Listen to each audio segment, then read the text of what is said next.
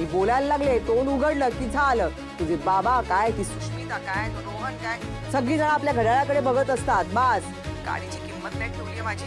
पायपुष्ण करून टाकले. बस कसेही वागतात, काही बोलतात. मी आपली बापडी काय बोलणार है ना. दादा जरा पटापट चला ना. आई अगं एरवी बोलते ना मी, आता खरंच वेळ नाहीये मला. वेळ नाही म्हणजे खरंच सांगते मी तुला, माझ्याशी कोणीच बोलत नाही, माझी काळजी कोणीच करत नाही, माझ्याबद्दल कोणी विचार पण नाही करणार. तू पण नाही करत, थोडी थोडकं करायची ते पण नाही आता. आई ऐक ना, आपण प्लीज नंतर बोलूया. का नंतर का बोलू? हा तू पण आता असंच करणार का? सनदी तुझ्याकडनं अशी अपेक्षा नव्हती. हा अगं आईला थोडा फोन करायचा, कधीतरी बोलायचं, तर काहीच नाही. जाऊ दे मेली, मी काय करू? मी गेली ना की मग तुम्हाला कळेल किंमत माझी. अरे बाद झालं का आई? काय काय चाललंय? काय सगळ्यांनी काय मरण मरण मरण लावून ठेवलंय? सोड ना. ती काय सहज बोलायची गोष्ट आहे का? इथे परिस्थिती काय आहे आणि तुझं काय चाललंय? काय सेवा सेवा लावली आहे का? कशाला तुला सगळ्यांकडनं सततची सेवा हवी असते? हे बघ आता नाही बोलू शकत आहे मी. आई नंतर बोलूया आपण. मी ठेवते फोन. काय प्रॉब्लेम झालाय तुमच्या राजमहालात? अगं आजी जिन्यांवरून पडल्यात आमच्याकडे घरामध्ये. त्यांना हॉस्पिटलला नेलंय. मी तिथेच चालले आता. अरे देवा. मी लग्न करून या घरात आले तेव्हापासून सतत इथे काहीतरी चालू आहे. आता ना जरा समजून घे, कारण खरंच मला काही सुधरत नाहीये. आपण प्लीज नंतर बोलूया आता. अरे देवा, अशा कशा आजी पडल्या जिन्यावर ना. आई तुम्ही आता आजीबद्दल काय बोललात? हो, आजी जिन्यावर पडल्या.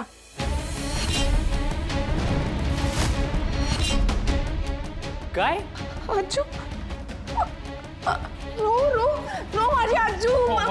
माझी आजू. आदिरा तुला काय झालं? आदिरा आदिरा आदिरा ऐक तू शांत. तुला काय झालं?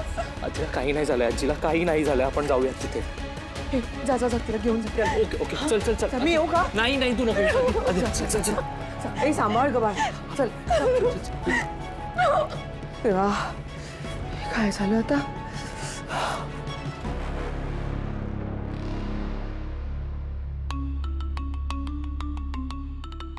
दादा कॉफी घे ना. नकोय मला. समर, अरे अशा फेऱ्यामधून काही होणार आहे का? आणि ह्याचा त्रास तुलाच होतोय ना. आणि हे बघ आता तुला काही झालं ना तर मला नाही सहन होणार. प्लीज. मला काही होणार नाही काकू, माझी काळजी करू नकोस. पण आजी जोपर्यंत डोळे उघडत नाही ना तोपर्यंत मला चैन पडणार नाही. आणि प्लीज मला काही सांगू नकोस.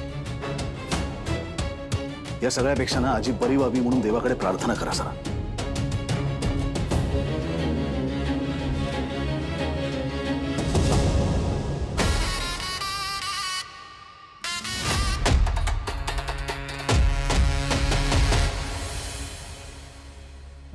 निकिता, स्वानंदी वहिनीचं बोलणं झालं असेल का ग समर्श? काय माहित, फोन नाही अजून तिचा यार. पण मला वाटतं बोलली असेल अरे ती. पण समर कसा रिॲक्ट झाला असेल काय माहित.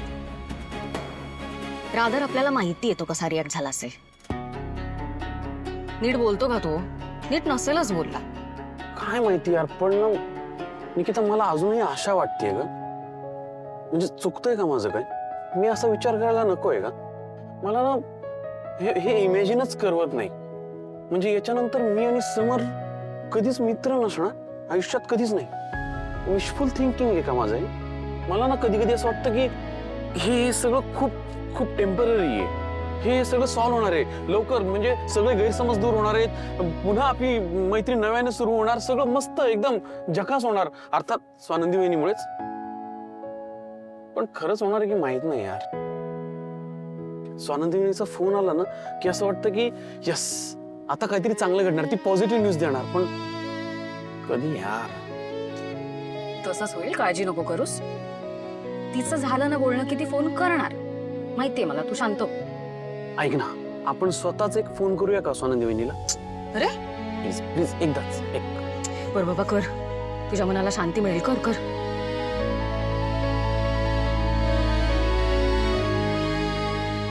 हॅलो स्वानंदी वहिनी. हा ऐक ना, मी कधी? हा ओके. आम्ही ओके ओके ओके. हा बाय बाय बाय बाय. काय?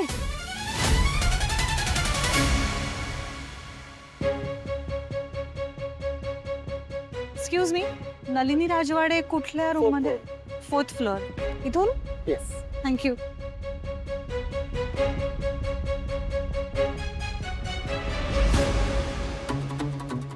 अंशुमन, हॉस्पिटलमध्ये वहिनी.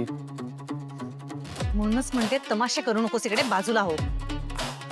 जा, नजरेला नजर देता येते का बघ. मी नाही अडवणार आहे आज तुला. तू दुर्लक्ष केलंस म्हणून आजी पडली, बेशुद्ध झाली बिचारी. काय म्हटलं असेल दादाला, आजीला? राजवाडेंच्या आजीकडे कुणीतरी दुर्लक्ष केलं. कोणी? त्यांच्या बायकोने. तू जा, जाऊन बोल त्यांच्याशी. रादर ऐक, कारण खूप ऐकवणार आहेत ते तुला. जा जा जा, मी नाही अडवणार. शेवटी काय आहे, सगळं खापर तुझ्यावरच फुटणार आहे. जा.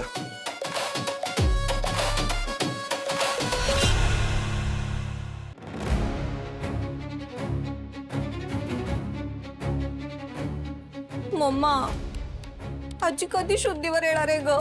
मला खूप काळजी वाटते तिची. काळजी नको करू बाळा. देवावर विश्वास आहे ना तुझा, सगळं ठीक होईल.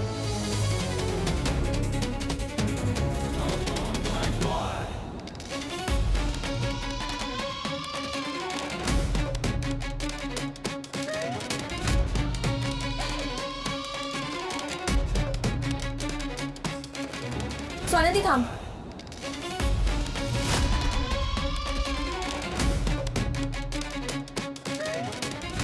कशाला आली आहेस तू इथे? तुझ्यामुळे आजी जिन्यावरून पडली. तिला जर काही झालं ना स्वानंदी, तर मी तुला सोडणार नाही. शांत हो. हॉस्पिटल आहे. मला माहिती आहे हॉस्पिटल आहे, पण हिच्यामुळेच आजी इथे आली आहे ना. स्वानंदी, माझ्या आजीला जर काही झालं ना, तर आय स्वेअर मी तुला मम्मा, आजीला जर काही झालं ना, तर वेडी होईन मी. एक दिवस, फक्त एक दिवस आईला तुझ्यासोबत सोडून गेले. बघतेस ना काय झालं ते. सुष्मिता, जरा फोन बाजूला ठेव ग. काय झाला ना माझा अभ्यास, बघू दे ना थोडा वेळ मम्मा. अगं अभ्यासाचं नाही म्हणत निघत. जरा बघ की माहिती मिळते का काही, राजवाडे आजी कशा आहेत, काय आहेत. नाही, मला तर अजून रोहनदादाचा काही मेसेज नाही आलाय. मम्मा, मला नाही का वेगळ्याच गोष्टीचा डाऊट येतोय. कसला? त्या आजी इतक्या वर्षांपासून त्याच घरात राहतात. त्यांना कळलं नाही का तिकडे जिना आहे वगैरे? असं कसं पडू शकतात? म्हाताऱ्या आहेत बिचाऱ्या, वय झालंय त्यांचं. चक्कर येते कधी कधी, तोल जातो. पडायला होतं, काय करणार. तसं नाही ग. त्यांना कसं माहित होतं की तिथेच पडणार आहेत त्या? म्हणजे काय ठरवून वगैरे त्या टोकालाच चक्कर आली का त्यांना? नाही ना. म्हणजे आजारी असून त्यांना असं वाऱ्यावर कसं सोडलं? जास्त लक्ष देतील ना घरचं त्यांच्यावर. मग म्हणजे त्या आदिराच्या मॉमनी काहीतरी केलं असेल. ए, तुला माहितीये ना त्या किती स्केअरी आहेत ते. आणि त्यांना ना कधी कोणाचा राग येईल, कधी कोणाबद्दल काय वाटेल ना, काही भरोसा नाही आहे मम्मा. खरंच त्यांनीच काहीतरी केलं असेल. तुला नाही वाटत का असं? एक बाई रस्त्याने चालली आहे आणि एक भरगाव वेगाने ट्रक येतो आणि ऍक्सिडेंट होतो आणि त्या बाईचे हातपाय तुटतात आणि ती अशी लोणी पांगळी होते रस्त्यात, तडफडत असते.